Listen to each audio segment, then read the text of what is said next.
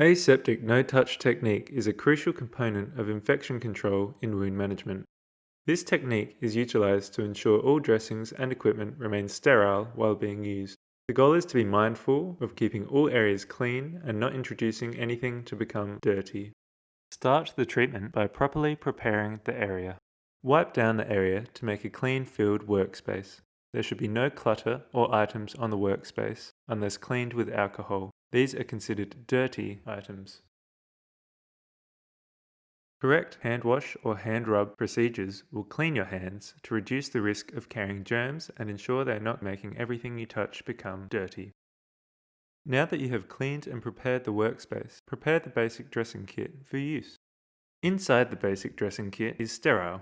You must open by carefully pinching the outside corners only.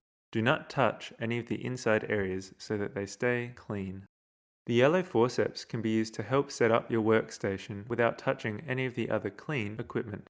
Use them to arrange your sterile field into a cleaned and efficient for use order. Once touched, yellow forceps are now considered dirty or contaminated. Now empty saline, betadine, or other dressings you will need to use onto the sterile field. Any dressings must be opened out of the pack onto the area.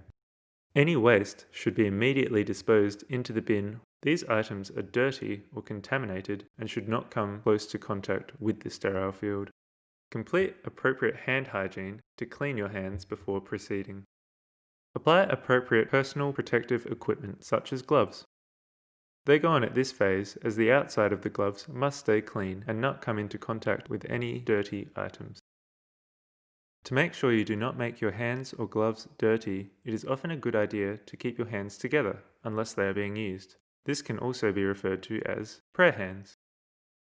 Caution: do not touch or adjust your seat or touch any benches or workspaces. These are dirty and contaminated and you must keep your hands clean. If you do touch these surfaces, take off your gloves and redo hand hygiene before continuing. You are now ready to get the treatment underway. Neatly prepare the gauze by folding it into a square and applying the appropriate solution. You can now get your treatment underway knowing that you will not be introducing any dirty germs to the person's wound or foot. These items are all single use. Once they touch the person's foot or wound, they must be disposed. As they are dirty and contaminated, dispose them directly into the waste bin. Once complete, dispose of the basic dressing kit.